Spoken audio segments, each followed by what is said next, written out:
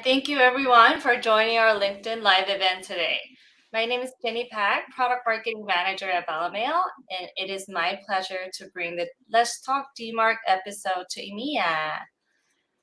Please welcome our speakers here with us today. I'd like to introduce to you Todd Herr, who is our Technical Director Standard and Ecosystem at Valimail, and Dean Coclin, a special guest, a Senior Director Business Development at DigiCert.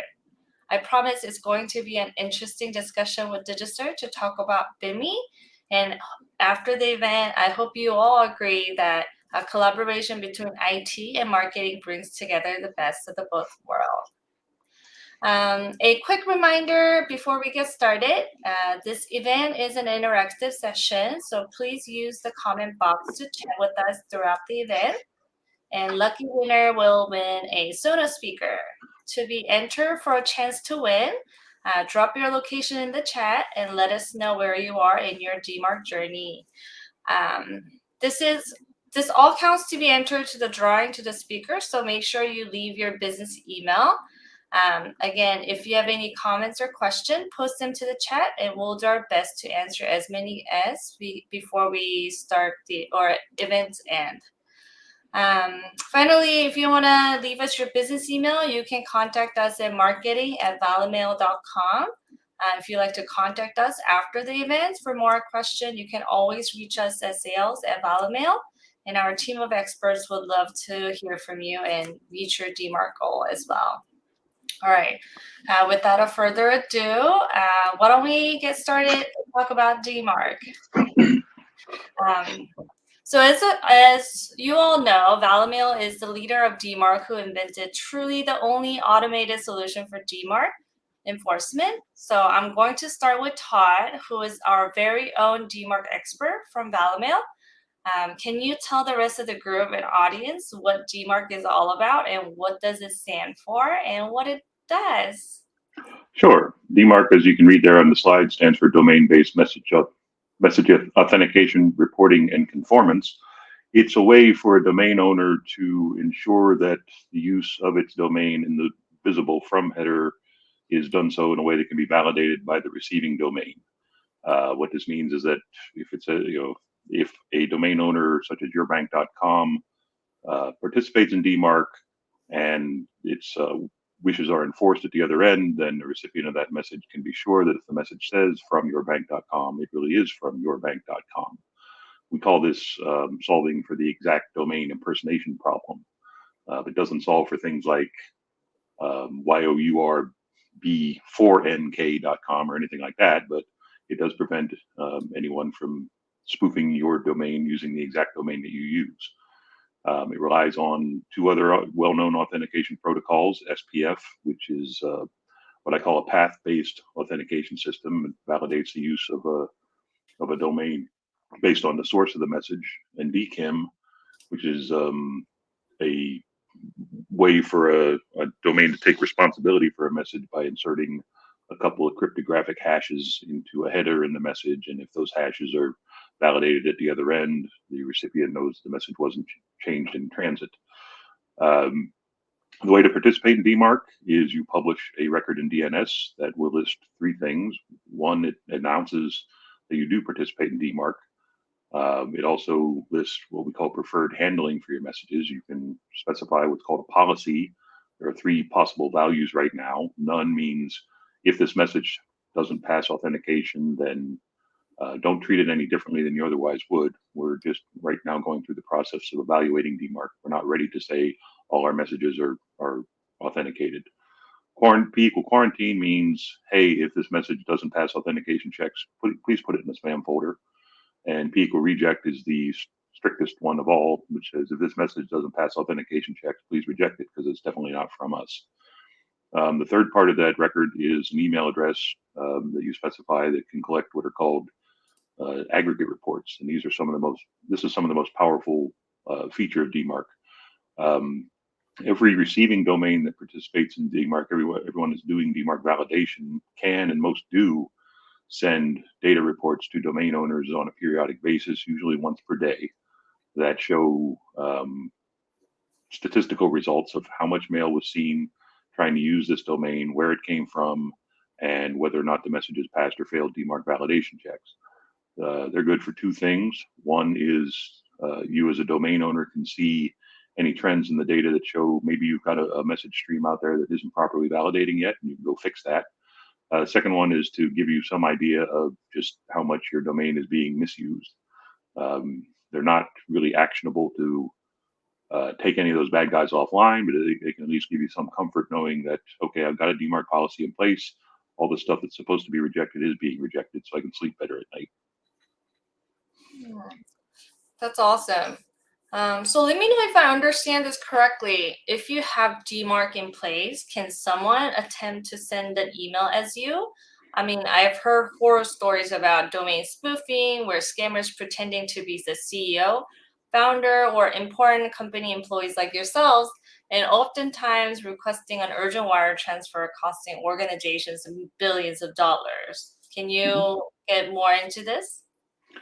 Well, to answer your question precisely, yes, with DMARC, someone can attempt to send email as your CEO. However, with a proper DMARC policy in place and with a receiving domain that follows that policy at the other end, that message shouldn't make it to the inbox.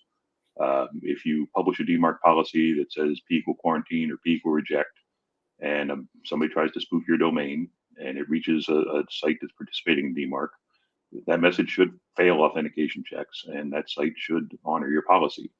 Now, not all sites do honor policies. You may publish a policy at P equal reject, and the site may just treat it as P equal quarantine. So you're saying, hey, if it's not authenticated, don't accept it at all. And they're going to say, well, we want to make sure that you've got everything buttoned up, so we're just going to take it and put it in the spam folder.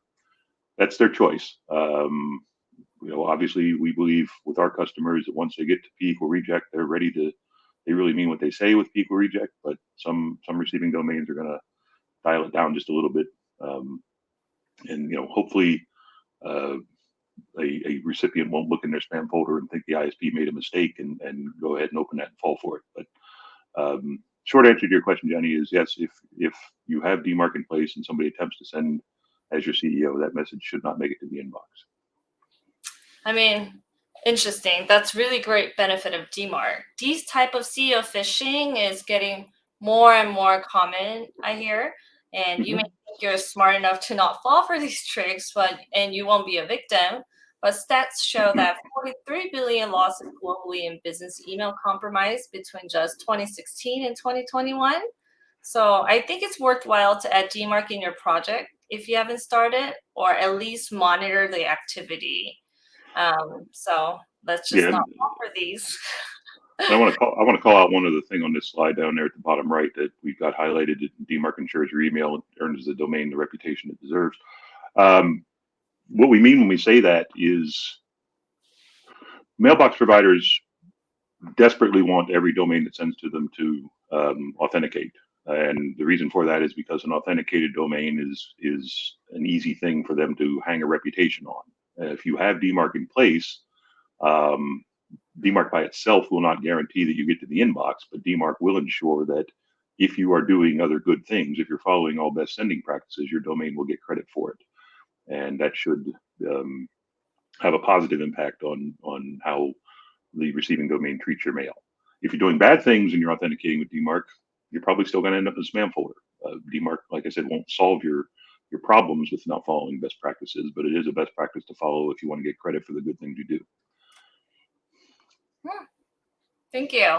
That was really great. All right, so good enough with DMARC. Why don't we transition to talk about BIMI now? Like, I've definitely heard more interesting about BIMI around these days. Can you talk more about it, Todd? Sure. BIMI is an acronym. Everything in the internet's an acronym, right? BIMI is an acronym, stands for Brand Indicators for Message Identification. And we call out here on this slide something that is written into the current draft of the BIMI spec. BIMI is really a reward for, if you do the work to implement DMARC, it's a reward for brand owners. If your from header domain and your organizational domain are both at what we call enforcement, which means you're either at P equal quarantine or P equal reject, and you do other things that are in keeping with best practices as defined by the mailbox providers that are participating in BIMI, you can have your logo show up next to your email, either in the folder list or next to the message when it's opened, depending on how the mailbox provider has implemented BIMI. Now, we recognize that getting to enforcement can be challenging, especially for the organizational domain. Reason for that is a lot of larger enterprises have a complex setup with email. They have many streams coming from many different sources, and it can take a while to identify all of them and make sure that they're all sending with proper levels of authentication to get your domain at enforcement. But we believe we can help. We believe here at Valimail that we are best in class as far as getting you to enforcement quickly, more quickly than our competitors, and that can be a powerful tool for you, not only to get to DMARC enforcement, but then to start participating in BIMI and have that logo show up. So this is how I understood after you've all done the groundwork getting to DMARC enforcement. Now, not only that you can get your logo out there, but also stand out from the crowd among the ones that doesn't have logo display in their inbox. That just sounds really amazing to me. I mean, it's a win for both IT and marketers. Right. Well, you said getting to DMARC enforcement could be challenging, and you mentioned Valimail can help. Valimail can help, and can you get a little bit more deeper into how Valimail can help you easy on the stress on DMARC journey, less stressful? Sure. We believe our solution is the best one out there. We make it much easier for customers to identify all the services that are sending mail on their behalf and get them to a state where those services will pass email authentication checks at the receiving end. We do this with what we call our instant SPF technology, where you sit in front of the UI, you look at the screen, see which services are sending using your behalf, and we make it very easy to identify them just with one click. You don't have to touch DNS. One click in the UI, and that service is now an approved service for you, and SPF check should pass, and you're well on your way to passing DMARC. When I spoke of it being a challenge for larger enterprises, the main challenge is you have to exercise all of your mail streams to make sure they're all authenticating before you can get to PECO quarantine or PECO reject. If you're exercising all of your mail streams in a week, theoretically you can get to enforcement in a week. If you have one mail stream you only exercise every 3 months, you're going to have to wait until you exercise that mail stream to make sure it's authenticated. But we believe we can get you there quicker than any other competitor out there. Thank you. That was really detailed. Thank you so much, Todd. Now I'm going to try to bring Dean into the show. Let's talk a little bit more about getting to BIMI, or maybe before we talk about bring Dean, maybe can we talk about a little bit more about the getting to steps to BIMI? What are some steps that we need to get to started with BIMI? Are you going with Dean or me here? Maybe Todd, you can help me, and then I'll bring Dean in after. Sure. The messaging for BIMI here is I'm not a marketer, but I believe that there is never a bad time to get your logo in front of recipients or customers, and I think most marketers would agree with that. Again, it's up to the mailbox provider how that logo will be displayed. There is a website out there that we'll talk about a little bit later that lists the different ways that logos are displayed currently at the providers who participate in BIMI. Some of them will put the logo next to the message in what I call the folder list. When you open your inbox and you see the list of messages that are there for you to read, the BIMI logo will be displayed there at some of the providers or in some of the clients. Others, they don't show it until the message is actually opened. It's unfortunate that you have to wait that long to see the logo, but still, that is something recognizable to put in front of your customers. In order to be BIMI ready, again, like a lot of things, it's a DNS record. The DNS record will contain 2 fields. One is pointer to the logo that you want displayed, and this is a key factor of BIMI as well, is you get to pick the logo. as long as it's in the proper graphics format and fits in the space that's provided. And currently is a trademark logo, although we'll talk about that a little later too. The other field in that DNS record will point to what's called a verified mark certificate, or VMC. Dean's going to talk more about the VMCs. But if that BIMI logo is published and in place, and your message passes DMARC validation checks, and you have DMARC for your from domain and your org domain, then if you are doing all the things that the mailbox providers want to get to the inbox, your logo should show up next to your message. Nice. Then finally, I'm going to bring Dean into the show.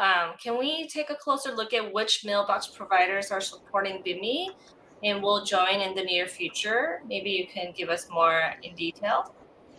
Yeah, sure. Sure. Good afternoon, everyone in Europe. Thanks for joining today. What I want to show you is about where our logo is going to show when you finally have a VMC, following the steps that Todd described. So this chart here is showing the mailbox products that currently support BIMI. So you probably see a lot of the popular ones here, like Google Mail and Apple Mail and Yahoo Mail. But there's also some smaller providers that are regional providers, like, for example, La Poste in France, who have now added support for VMCs. And we're seeing more and more of these mailbox providers adding support for BIMI every day. As you can see in the right-hand side of this chart, there are a bunch of others that are currently either looking at it or in the development phase, so that they'll be moving over to the left-hand side of this chart in the near future. So that's where we are today. And I think on the next slide, I'm going to talk a little bit about how your logo appears in BIMI. Right. Now that we know who supports BIMI, like the list is getting longer, let's dive into VMC straight. Exactly. So here we're showing on the left-hand diagram what your inbox on your phone would look like without VMCs, and on the right-hand side with VMCs, where you can generally see that the logo of the entity is showing next to the from name. And as I said earlier, it's supported on Gmail. When you are looking at Gmail on your phone, you will see the logo before you open the email. And if you're looking at Gmail on your desktop app, you will see the logo after you open the email. It does not show up in the list view there. So this chart on the left-hand side shows which products support in the list view or in the open view. And some of the newer products here, Zone, for example, is a newer product in Europe that now supports VMCs. So again, this list is expanding, but I think Gmail was the first and definitely has the largest market share, as you can see in the notes here, over 1.8 billion active users, and more than 3/4 of Gmail users actually open their emails on their mobile devices. So they'll see that logo prior to opening the email. Well, I mean, why don't anybody want their logo up there? Like, is there any other prerequisite to get your logo out there?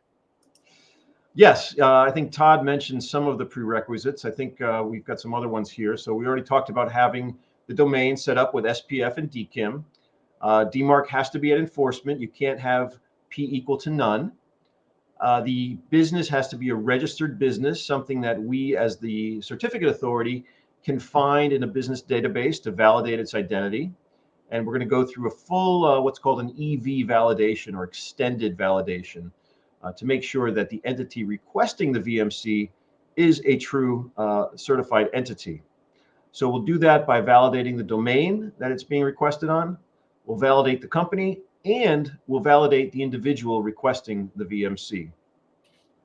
Now, as Todd mentioned earlier, you have to create a BIMI record. This is a record in DNS, and there's a tool at a website called bimigroup.org that'll help you do that. And also, as Todd mentioned, you have to have a trademark logo.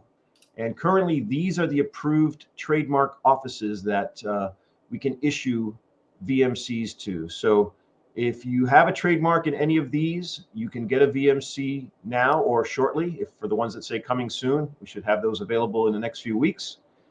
And if you're not on this list right now, Stay tuned because additional countries are being added on a quarterly basis, more or less. So we expect additional countries to be added in Q1, probably some more from Europe, as well as a couple from Asia and maybe Latin America as well. So we're trying to get approval for those now. Right. Before we move on, Todd, can you talk a little bit more about how Valimail is involved in developing BIMI standards? Sure. In bullet item number 5 there, you see a link to a website, bimigroup.org. Bimigroup.org is the base website for the Auth Indicators Working Group. That's a cross-industry trade group that is working on developing the BIMI standard. Valimail is a founding member of that group. One of my coworkers here is the chairman of that working group, and I myself am chair of one of the committees on that working group. So we do have a leading role there. We're working closely with many mailbox provider partners, as well as Dean and his team at DigiCert to broaden the adoption of BIMI well beyond where we are right now with just trademark logos. Thank you, Todd. Well, now back to Dean. Could you tell us a little bit about upcoming news about MARC certificate? Sure. So we just mentioned about trademarks, but what if you don't have a trademark? Does that mean you cannot get a VMC? Well, that's true. You can't get a VMC, but we are working together with folks from the BIMI group and Gmail and others to come up with another type of certificate, which will be probably called a MARC certificate. This is for people that don't have a registered trademark, but will still be able to show a logo in the email box. This will be differentiated in a way that is yet to be determined, but you'll be able to have a logo there. And especially like, let's say you have a pending trademark. You don't have a trademark yet, you've applied, but trademarks take time. You would be eligible for a MARC certificate. Or if it's a MARC that you can prove you've been using for a period of time, probably through the Internet Archive, the Wayback Machine, then you will probably be eligible for a MARC certificate. We're expecting pilots for that to start in Q2 of next year. So stay tuned, and hopefully we'll have more information to give you on that shortly. Sweet.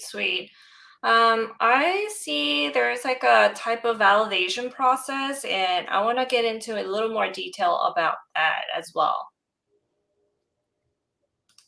Yep. So validation, as I mentioned earlier, we do a strong validation on, excuse me, the entity requesting the VMC, the person requesting the VMC, as well as the domain.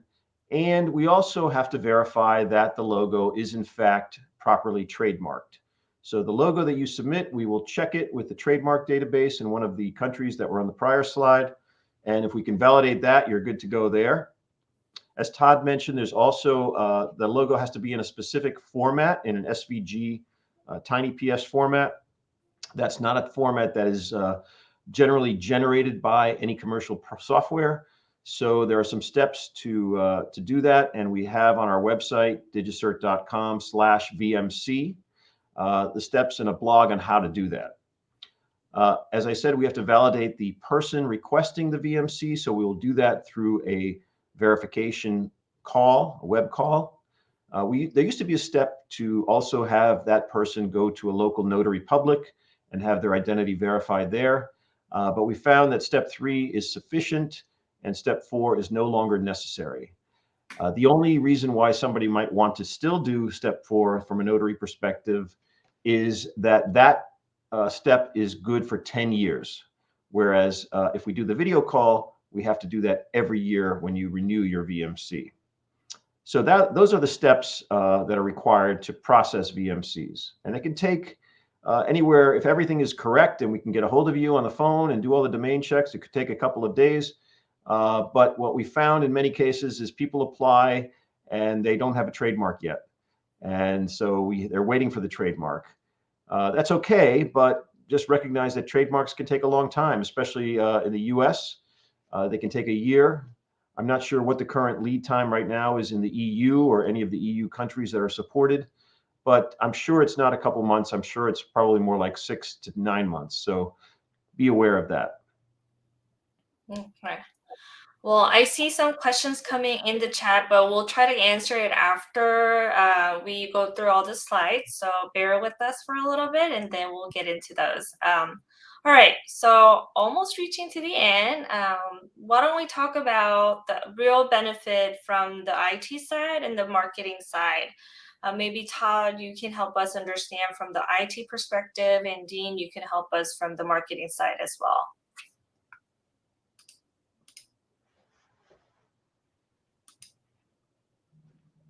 I think, Todd, you're muted.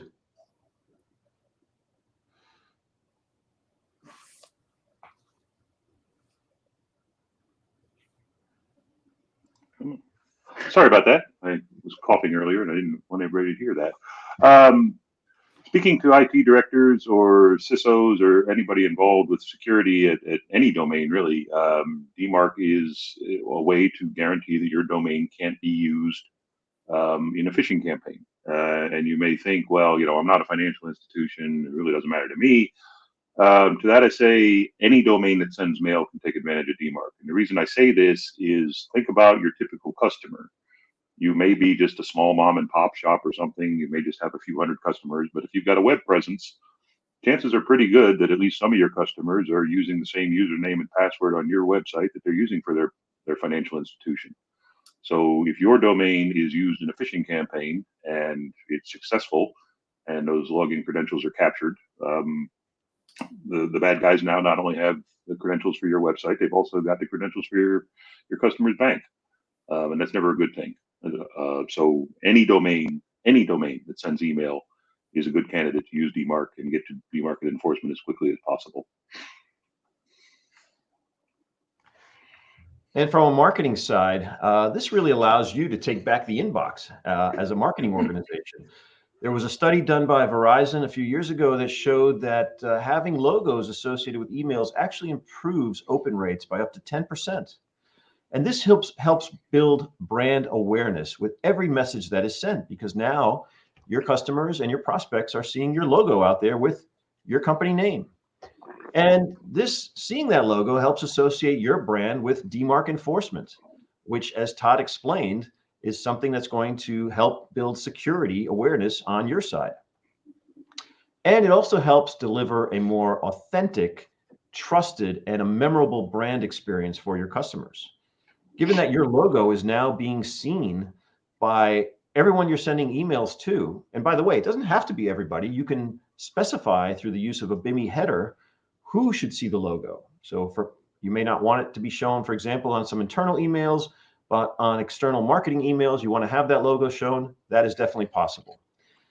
And the logo helps to visually differentiate your messages in the inbox. So if someone has an inbox with a bunch of emails in there, which ones are they going to open? The ones that just have initials or the ones that have the logo? And I think that's what the Verizon study showed, that those logos do help increase open rates among those emails. So tons of great benefits here for marketers and as well as IT.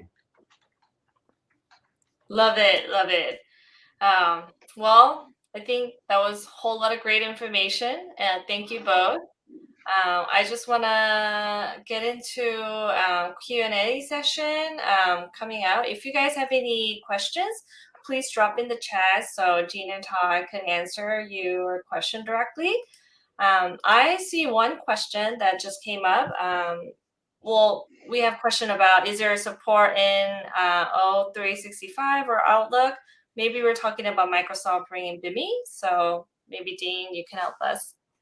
Yeah, look, so the honest answer today is no, they do not support it today. However, I would say that if you look at the chart on bimigroup.org of the providers that support BIMI, they are pretty much the outlier in this situation. I know that they are aware of that.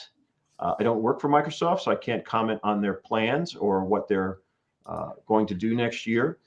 So I would speculate to say that hopefully they are looking at this and will react the way that some of the other mailbox providers have reacted by adding BIMI support in the future. That would be a huge benefit to the ecosystem by not only promoting logos, but also promoting DMARC, as Todd mentioned. All right. We do have some questions that we've like asked in the past. Maybe we can get answer to those so we can share with the rest of the group in EMEA as well. Oftentimes we get questions like, how do I get started with DMARC? Sure, I can answer that question. I would direct you to Valimail's website. We have a tool on there called Domain Checker, and I know we're going to drop the URL into the comments. That's the first thing to do to get started on DMARC. That'll tell you where you're at on your current DMARC journey. If you really want to get started with DMARC, the first two things you need to make sure that you're doing is you have to have an SPF record for your mail, and you have to make sure that at least some of it is DKIM signed. It only takes an SPF or DKIM pass for a message to pass DMARC validation, assuming that the domain for either is what's called in alignment, which basically means that it's got some relationship to the visible from domain. But we recommend that you have both in place to get the best experience with DMARC, because SPF and DKIM both rely on DNS, and DNS is prone to the occasional intermittent failure for reasons beyond anybody's control. So it's sort of what we call in the southern U.S. a belt and suspenders sort of engineering thing, where you've got both methods in place to give you a better shot at getting that pass, so you get the DMARC pass. So start with a domain checker, make sure SPF and DKIM are in place, and we'll go from there. Okay. Next. I would just add to that, Todd. I think one of the things that we get questions on a lot, and maybe you can answer this, is people say, well, I got the VMC, I've got DMARC, why isn't my logo showing? And 9 times out of 10, we find that they've put DMARC on the sender domain, but not the base domain. Right. Yeah, I mean, BIMI requires that there be a DMARC policy in place at the base domain or the organizational domain. The two terms are interchangeable. They both refer to the domain that you registered when you wanted to get a presence online for your company. That is an underlying requirement for BIMI. BIMI is designed to encourage DMARC adoption, but it's not targeting just DMARC adoption of the domain you're sending from. It's making sure your entire organization has adopted DMARC. So if that's a frequently asked question you're getting, Dean, that's probably the number one answer, is they don't have DMARC in place for the enterprise or the organizational domain. Got it. Another question that I see is that just came up. I am subscribed to a couple of newsletters that have an image visible in my inbox, Gmail. However, they are not for sure trademarks. I see. One of it is picture of the site owner, and it is covered by BIMI, or is another standard that allows for that? Yeah, so we get this question a lot. Right now, Gmail is still showing non-VMC logos in the inbox, primarily in the promotions and the social tab. This is due to a legacy product that they had from Google Plus. But excuse me, we've been told that those will be sunsetted in the near future, and the only way to show a logo in the inbox will be with VMCs. We don't know exactly when that date will be, when they will sunset those types of logos. However, we believe it will be in the near future, so we'll keep you posted on that. And as I said, any way going forward will be solely with VMCs. Yeah, that day will come soon, so it'll be better that we all get ready for that. Another question in the chat, have you seen any BIMI abuse? Is that even possible? Well, go ahead, Todd. I was going to say, I have not heard of any BIMI abuse. Now, I will point out that the requirement for a digital certificate of EMC is done on a mailbox provider by mailbox provider basis. It's not part of the BIMI spec. And I say this because Yahoo, while they support the use of VMCs, does not require them. You can publish a DNS record for BIMI that just points to your logo, and that does meet the BIMI specification, and it is possible to get your logo displayed that way at Yahoo. I have not heard of Yahoo having any sort of widespread issues with BIMI abuse. I believe they have some sort of manual process for reviewing these records before the logos are displayed, and that may be feeding into why I haven't heard of any abuse. But so theoretically, at a mailbox provider that didn't have any rigor at all associated with their BIMI display process and did not require any sort of digital certificates, I guess it would be possible to spoof a logo, but I haven't heard of any abuse yet. And I think part of the reason we haven't seen any abuse with VMCs is because of the strong standards around the vetting. As I mentioned, we use extended validation, similar to SSL, extended validation, vetting requirements to validate the business, to validate the person, and to validate the domain. We know we do that face-to-face web call, we verify the trademark. So those are some pretty high bars that spammers would have to cross to be able to abuse that. And right now we haven't seen any.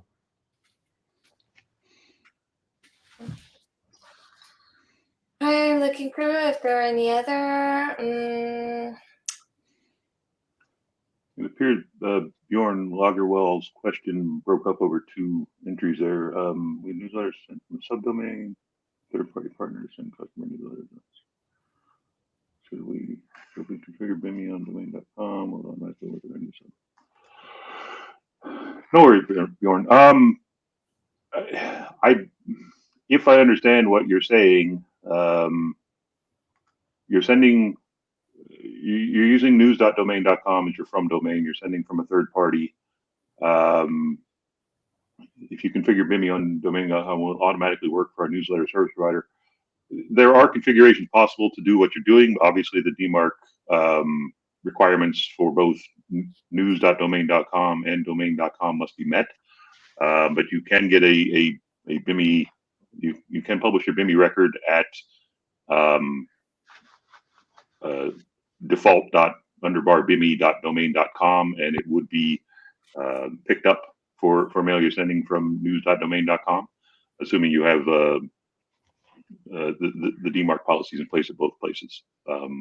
If you got more questions about it, feel free to contact me and we can talk about your exact situation. But based on what I'm seeing you describe there, I believe it is possible to do what you want to do. Yeah. We'll be sending out a follow-up email including these slides and resourceful links to you guys. And also in this slide, we have a contact information for Jean and Todd. So if you guys have more questions, you guys could feel free to contact them directly as well. But we have a few more questions that we would like to go over. Is there a time frame when Microsoft will join accepting BIMI on Outlook? I think that's a question for Microsoft, so I'm not going to speculate on that. Yeah, I mean, every mailbox provider wants to see widespread DMARC adoption. BIMI is a way to encourage widespread DMARC adoption, but like all things, even DMARC, DMARC adoption, BIMI adoption at the mailbox provider end involves some commitment of resources for them. With DMARC, they have to have the software in place to do the validation. They have to have the software in place to do the reporting. With BIMI, they have to have the software in place to do the checking, and they also have to alter their user interfaces to make sure that the logos can be displayed. None of that's free. So mailbox providers adopt these technologies on their own schedule when they have the time and financial resources to commit to it. But I would also say that, as you saw in one of our previous slides, Gmail is the largest email provider on the planet. And their adoption of this really demonstrates that this technology is mature, it's been tested, and it has widespread visibility given their customer base. That's a really good point. Maybe one more. Yahoo is mentioned as the one who supports BIMI at first mailboxes, but still they don't show brand logo even if the domain has VMC. However, for some domains, Gmail and iCloud are showing. Any views on that? I think. Yeah, there is a technical specification for BIMI that says you must have DMARC enforcement and your from domain and your org domain, and you must have a BIMI record in place. That is the baseline requirement to participate in BIMI. However, every mailbox provider has their own rules on top of that, usually based on sender reputation and other factors that will determine whether or not the logo is actually displayed. The only organization that can answer your question, Gaurav, I hope I pronounced your name right, is Yahoo. And I'm looking right now for the Yahoo senders page. I know it's out there. I just don't have the URL off the top of my head. But they have published a page for senders that can, as a starting point for you to get answers to questions like that. Yeah, and to add to that, so iCloud and Gmail require VMCs to show logos. Yahoo does not. They will show logos based on other factors like sender reputation and certain other things. And Todd will send that link out that has all that information detailed. You ask for any views on that. I mean, my view is I don't like it. However, that's their policy. Gmail and Apple have a different policy, as well as some of the other providers that we mentioned on that slide. So I would prefer that mailbox providers show logos when there's VMCs. And we'll see how that plays out in the near future. Crossing my fingers. Well, since we have our guest in EMEA, like maybe Dean, do you want to talk more about approved government mark certificate on EU region? Yeah, so this is really interesting. So we mentioned earlier that trademarks are required, but there's also something called government marks. So many government agencies do not have trademarks. They have marks that have been decreed by law. It could be laid down in the Magna Carta in England in the 1600s that the Bureau of the Treasury or something has this logo, and it's never been trademarked. But as long as we can find a reference to a legal version of this mark, then you're allowed to get a government mark. Now, currently, government marks are allowed in all of the countries that were labeled on that trademark page, plus all of the EU member states. So this is great news. If you're a government in one of the EU member states, you are eligible for a government mark if you don't have a trademark. Sounds good. I don't know if anybody has any more questions. Everybody's really happy. Thank you, Dean and Todd, again for all your questions and answers. All right.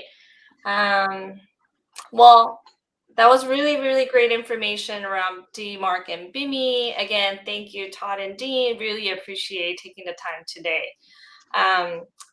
If you're interested in starting your DMARC or BIMI journey, you can contact us anytime at sales@valimail.com. DigiCert will be more than happy to work with you and Valimail to concern on this project and as issuer of a VMC, and do our best to help you move along the validation process as well. Well, also, I don't know if I saw you guys, but just wanted to make sure and drop it in here. Last call to drop your name and location and where you are in your DMARC journey for a chance to win a Sonos speakers. So don't forget to add your business email address. You can always send your business email via marketing@valimail.com as well. Also, follow us at Valimail on LinkedIn for everything DMARC. And visit our YouTube or Bright Talk channels to watch this and other Let's Talk DMARC replays. If you guys have any questions, let us know via email, and thank you and have a great one, everybody. Thank you.